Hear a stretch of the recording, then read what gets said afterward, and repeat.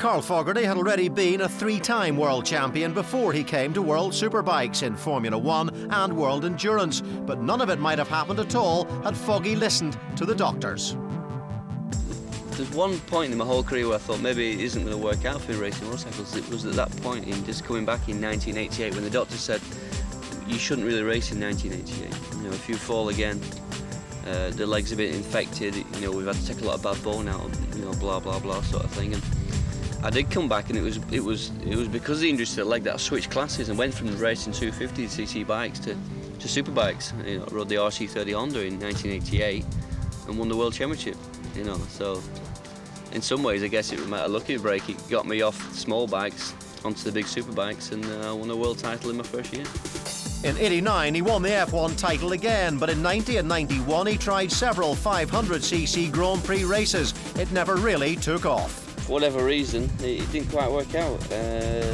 You know, I stayed with Honda for 1990, like I said, and for 1991 Honda said, look, we want you to ride for us.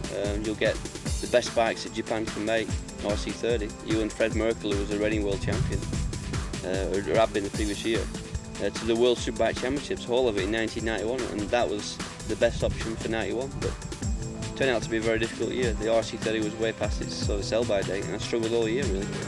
In '92 he won the World Endurance Championship and his first World Superbike race at Donington Park, finishing the championship 9th. I had a very good year in '92, a very difficult year because I was a privateer. Doing all sorts. I rode a Yamaha, I rode a Honda, rode my Ducati in World Superbikes as a privateer, rode the Grand Prix and the Yamaha and the Cal Grand Prix and won that. I just did so much stuff.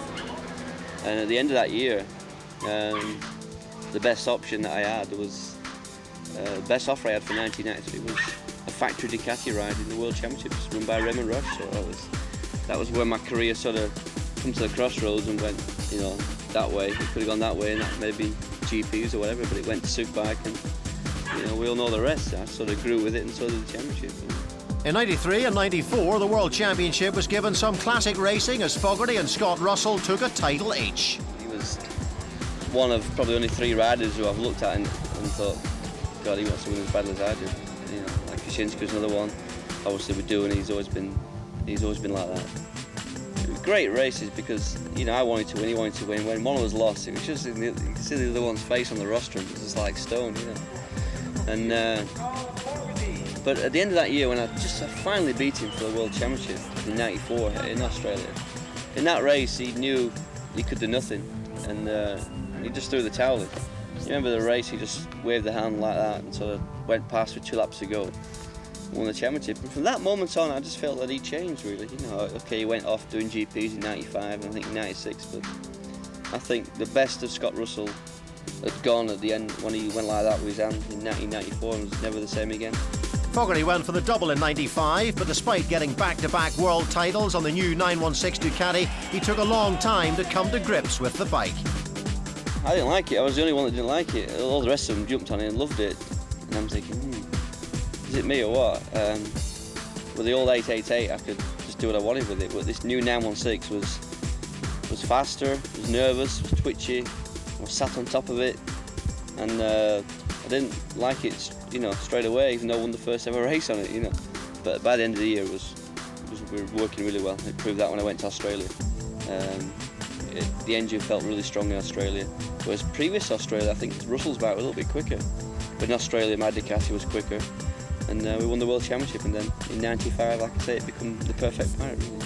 With 2 world titles under his belt, Fogarty went back to Honda, but it proved another tough year, finishing 4th overall. Few could understand at the time why he left the Italian team.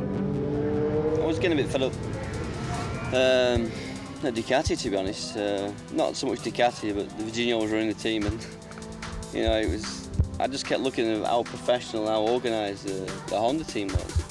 And how disorganised we were, you know. And Honda kept approaching me. I've known Neil a long time. I knew that you know, the base of the team was in England. The bike looked good. It was always faster than my Ducati that year. I remember top speed was quicker than my Ducati. Even acceleration was not much in it at all. The Honda experience proved a tough one. Inconsistency led to a disappointing year. You think the grass is always green on the other side, and maybe it wasn't, but It was a difficult year. Wasn't a disaster. We went down to the last round of the World Championships that year. I still could have won the World Championship. But the thing that held me back that year was just consistency. You could go to somewhere like Assen and win both races and follow up the week after with 6th and 7th. It just wasn't good enough. That was the story of the season.